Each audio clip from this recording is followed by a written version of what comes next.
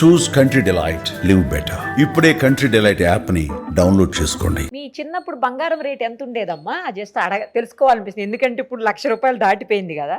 అప్పుడు ఎంత ఉండేది? అప్పుడు తులం 13 రూపాయలు. తులం అంటే 10 గ్రాములు అంతే. 10 గ్రాములు 13 రూపాయలు. నా బంగారం అంతా 15 రూపాయలు అట్లా తీసుకున్నాము. మేము అమ్మినప్పుడు 64 రూపాయలకు అమ్మాం. అలా అయితే ఇప్పుడు అందరూ మామూలుగా కొనరు, తట్టలు తట్టలు కొని ఇంట్లో పెట్టేసుకుంటారు. అంటే అప్పుడు ఆ బంగారానికి అంత విలువ ఉండేది కాదు, అదే కావాలి అనే ఇది ఉండేది కాదు. ముఖ్యమైనవి ఆడవాళ్ళకి మంగళసూత్రాలు, చెవులకి ముక్కుకి పట్టీలు, మెట్టెలు, చేతికి గాజులు, ఒక ఉంగరం, అదే.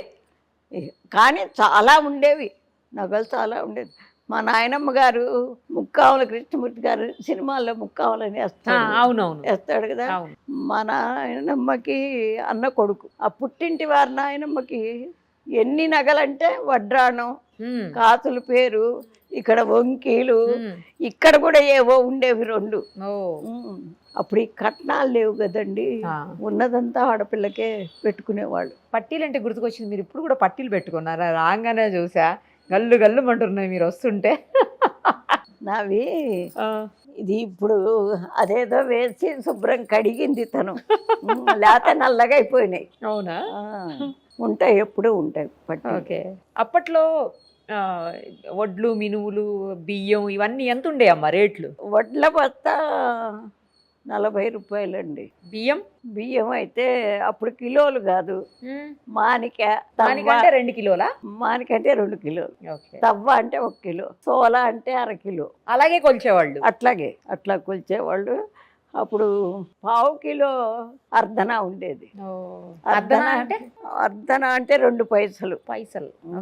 అప్పుడు ఇంత చిన్న చిన్న దంబిడీలు అంటారే, మనకి నయా పైసా అని వచ్చింది, మీకు గుర్తుందా? మన ఈ మధ్యలోనే నయా పైసా అని ఇట్లా 4 చదరంగా ఉండేది. అంటే ఒక పైసా పైసా. అవి 2 ఉండేవి అర్ధన అంటే. అది ఉన్నాయా మీ దగ్గర అలాంటి కాయిన్స్? అన్ని ఉన్నాయా? చూపిస్తారా మాకు? ఇప్పుడు రెడీగా అయితే లేవు. రెడీగా లేవా? Okay okay. మరి చిల్లి కానీ అంటే రౌండ్గా ఉండేది, మధ్యలో హోల్ ఉండేది, అదొకటి. హోల్ ఉంటే చెల్లుతుందా మరి? అప్పటి రోజుల్లో చెల్లింది కదా. తర్వాత ముద్దు కానీ అని ఒకటి ఉండేది, అది కూడా రౌండ్గా కానీ, అంతేగాని మొత్తం ఓ పక్కన మన బ్రిటిష్ రాణి ఇది, ఓ పక్కన ఇంకోటి ఉండేది. పైసా, దంబిడి, అర్ధన, అణ, బేడ అంటే 2 అణాలు, అణ అంటే 12 పైసలు. తర్వాత పావల అంటే ఇట్లా అది రూపాయి మాత్రం పేర్లు చెడలేదంట. అలాగే ఉన్నాయి. ఇప్పుడు కూడా ఈ రోజే నిన్న వచ్చింది ₹1 చెల్లుతుంది అని మళ్ళీ. నాకు మొదటి నుంచి అదొక ఇంట్రెస్ట్. కొత్త నాణ్యం ఎప్పుడు వచ్చిందో ఒకటి తీసి అవతల పెట్టేస్తారు, ఇప్పటికైనా అదే. తర్వాత ఒకసారి మీరు ఇవన్నీ చూపించాలి నాకు తర్వాత. తప్పకుండా చూపిస్తా. కారు అవన్నీ ఎంత రేట్లు ఉండే? కార్లు, బైకులు అంటే 50-60 రూపాయలకి బైక్ అంతే వచ్చేసేది. ₹100 200 పెడితే కారు వచ్చేసేది. పొలాలు ఎంత రేట్లు ఉండేవి? ప్లేసులు, ఖాళీ స్థలాలు, పొలాలు. ఖాళీ స్థలాలు అంటే అప్పుడు కుంటలు అనేవాళ్ళు. అది కూడా మనకి 1 ఎకరం పొలం కావాలంటే మా అయితే 500కి వచ్చేది. బట్టలండి, ఇప్పుడు బట్టలు పావల, గజాలవి. గజం అంటారు. అంటే ఇప్పుడు మన మీటర్ ఉంది కదా, మీటర్ కన్నా కాస్త తక్కువ ఉంటుంది, అది గజం. రెడీమేడ్లు ఉండవేమో అప్పుడు, అన్ని ఉండేవి. నాన్నగారు మొదట్లో రెడీమేడ్ షాపే ఉండేవి. ఎక్కడ బెంగళూరు లేకపోతే మైసూరు, ఇంకెక్కడో, అక్కడి నుంచి తెచ్చేవాళ్ళు. మంచి డిజైన్, మంచి క్లాత్, అది అయితే 5 రూపాయలు. మీకు ఎక్కువ ఏ జర్నీ ఇష్టం? అంటే ట్రైన్లో వెళ్ళడం ఇష్టమా, బస్సులో వెళ్ళడం ఇష్టమా, కార్లో వెళ్ళడం ఇష్టమా, ఫ్లైట్లో వెళ్ళడం ఇష్టమా? అవే ఇష్టాలు అవేం లేవు, కానీ ఎక్కడికైనా ఇప్పుడు అంటే 1 సంవత్సరం నుంచి కారులోనే వెళుతున్నారు. పిల్లలు ఇంకా వద్దమ్మా వెళ్ళి అని. అదే కదా, బస్సులు అవన్నీ. అదే ముందైతే బస్సులు, ట్రైన్లు ఇష్టమా? ట్రైన్ బాగా తిరిగేదాన్ని. అవునా? కాన్వెంట్ ఉండేది కదా, 12 మంది టీచర్లు ఉండేవాళ్ళు. ప్రతి శనివారం 1 పూట స్కూల్ అప్పుడు ఓహో హాఫ్ డే. ఓకే. అయితే ఆ తర్వాత నుంచి అందరం కలిసి ఇక్కడ తెనాల దగ్గర గుంటూరు మాకు అందుబాటులో చాలా సినిమా హాల్స్, అందరినీ తీసుకుని వెళ్ళేదాన్ని. సినిమాలు కూడా చూసేవాళ్ళ మీరు? ఇప్పుడు చూస్తారా? ఇప్పుడు చూడండి ఎన్నో సంవత్సరాలు అయిపోయింది. అప్పట్లో మీకు ఇష్టమైన యాక్టర్ ఎవరు? రామారావు, ఎన్టీ రామారావు గారు. ఎస్.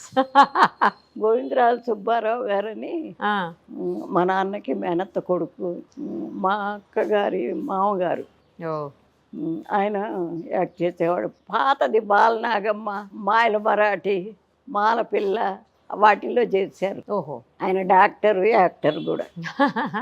మా వాళ్ళు సినిమాల్లో కూడా చాలా మంది ఉన్నారు. హాస్పిటల్కి వెళ్తారా ఎప్పుడన్నా ఏదన్నా బాగలేదని? లేకపోతే అంత బాగలేదని ఎప్పుడు వెళ్ళండి. లేదు, ఇంతవరకు హాస్పిటల్కి వెళ్ళలేదేమో, అంటే డెలివరీస్ టైంలో తప్ప. డెలివరీలో అయినా అన్ని ఇంట్లోనే. ఒక్కటి మాత్రం లాస్ట్ అబ్బాయి మాత్రం గవర్నమెంట్ హాస్పిటల్. ఇంకెప్పుడు హాస్పిటల్కి వెళ్ళరు అస్సలు? అదే మనకి చిట్కా వైద్యాలు ఉంటాయి ఇంటి చిట్కా, అదే వంటింటి చిట్కాలు.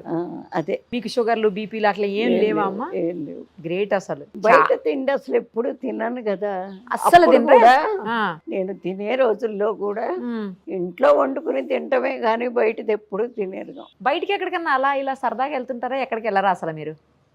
ఎప్పుడు ఇక్కడ మీటింగ్స్కి వెళ్తానండి. ఏం మీటింగ్స్కి వెళ్తారు? ఏదన్నా ఆధ్యాత్మికమైన. ఇప్పుడు వెళ్ళట్లేదు అనుకోండి. ఇప్పుడు వెళ్ళట్లేదు. అంతకుముందు మామూలుగా పార్టీలో తిరిగాను. ఏ పార్టీలో? కాంగ్రెస్ పార్టీ. అవునా? ఎందుకంటే అప్పుడు అందరిలోకి first lady Indira Gandhi. Okay okay కదా, అందుకనే. తర్వాత మా వారి ఫ్రెండ్ ఇద్దరు కలిసి చదువుకున్నారు, మా ఊరే, బాగా పరిచయస్తులు.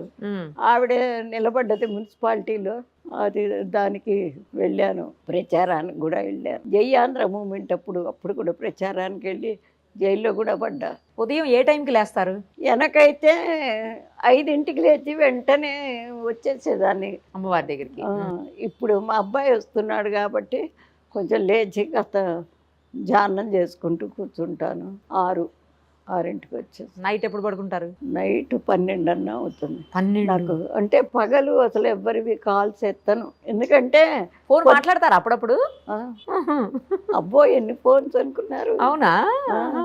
అది అందుకని నైట్ లో మాట్లాడతారా? నైట్ మాట్లాడతా. మధ్యాహ్నం కూడా భోజనాలు అయిపోయిన తర్వాత. అవును, ఇక్కడ అన్నప్రసాదం ఇస్తారంట కదా, రోజు ఉంటుంది. ఇప్పుడు మీరు వచ్చే ముందు అయిపోయింది అది. అప్పుడు 4ంటికి 5ంటికి అప్పుడు చూసుకుంటాను ఎవరెవరు కాల్స్ చేశారు, మెసేజ్లు ఏమున్నాయి చూసుకుంటా. వాట్సాప్ వాడతారా? ఓహో, విషయాలు తెలియాలి కదా. కరెక్ట్. మనం ఇప్పుడు ఒక మాట చెప్పాలి అంటే మనం విషయం తెలుసుకుని ఉండాలి. Correct correct. అవును, నాకు డౌట్ అండి. అన్నపూర్ణమ్మ లేకపోతే అన్నపూర్ణాదేవి లేకపోతే అన్నపూర్ణ ఇలా పెట్టకుండా అన్నపూర్ణానంద అని ఎందుకు పెట్టారు మీకు పేరు? అది మా దీక్షానామం. స్వరూపానంద, పరిపూర్ణానంద, అట్లా దీక్షానామాలు అవి 3 ఉంటాయి. అందులో ఒకటి భారతి ఉంటుంది, ఒకటి సరస్వతి ఉంటుంది, ఒకటి ఆనంద ఉంటుంది. మీ పేరులో? మా పేరు కాదు, మామూలుగా. అసలు నేను సన్యాసం తీసుకున్నానమ్మా. అందుక కషాయం వేసుకున్నారు? సన్యాసం. ఆ సన్యాసంలో ఫస్ట్ది ఈ ఆనంద అనేది వచ్చేది. స్వరూపానంద, పరిపూర్ణానంద ఇట్లా ఉంటాయి కదా. Okay okay. నేను ఈరోజు మామూలుగా కట్టుకున్నారేమో కషాయం అనుకున్నాను. కషాయ రంగు దుస్తులు ఎందుకు ధరించారో అర్థం కాల ఫస్ట్.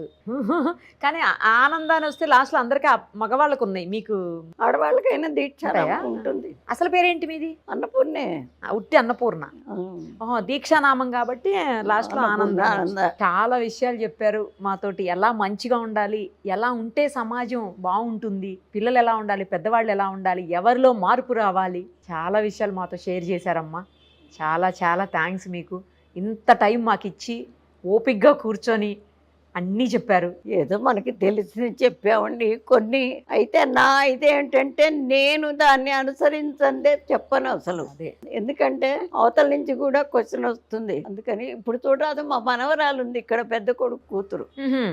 అది ఏదో చదువుతోందండి, మీద వస్తుంది, అది గుర్తు రావట్లే. ఎంటెక్ చేస్తా. ఎంటెక్ 2nd ఇయర్ చదువుతుంది. ఇప్పుడు జాబ్ వచ్చింది. ముందు వచ్చేప్పుడే చెప్పాను, అమ్మలు నువ్వు ఉండేది గుళ్ళో, నానమ్మ దగ్గర కాదు, గుడిలో. ఇది గుడి ఆవరణ. మనం ఎట్లా ప్రవర్తిస్తామో అట్లాగే చెప్తాము. భక్తులు కూడా అప్పుడే వస్తారు.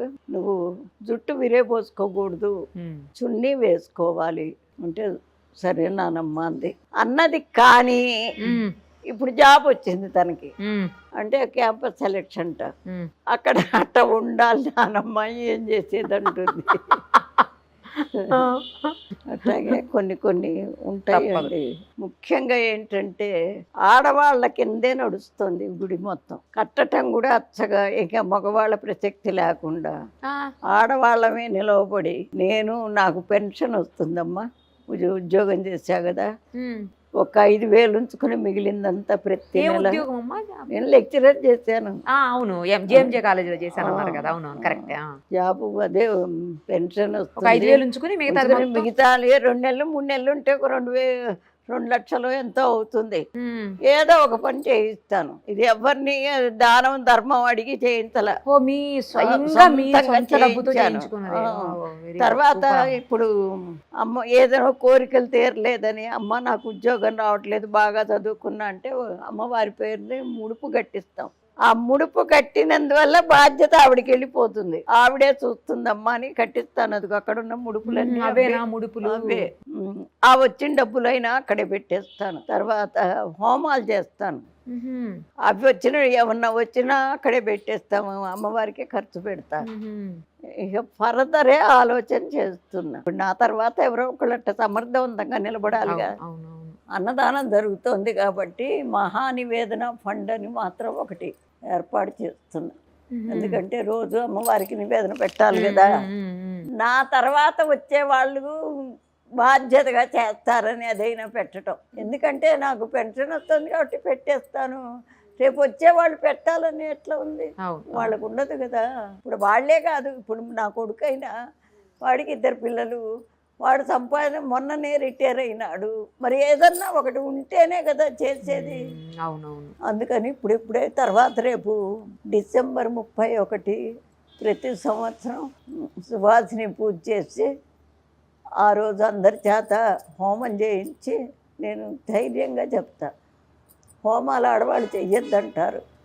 నిజం మాట్లాడితే ఏ శాస్త్రంలోనూ లేదమ్మా.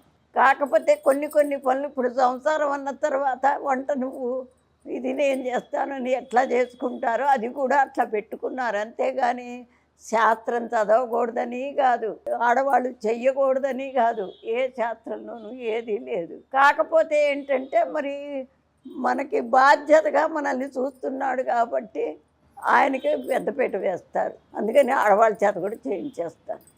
కాకపోతే ఇప్పుడు 1 సంవత్సరం నుంచి మాత్రం పంతులు గారిని పెడుతున్నా నేను చెప్పలేక. అదే మాకు నెల వచ్చేసరికి కనీసం ఒక 1 lakh ఖర్చు అవుతుందిగా. మరి ఆలయం ఉంది కదా. అదే చూసి ఇప్పుడు ఎవరో చుట్టానికి వచ్చారనుకోండి, వాళ్ళు ఏదో దాంట్లో వేసిపోతే అవి ఖర్చు పెడతాం. నాకు వచ్చినవి పెడతా, అన్నీ పెడతా.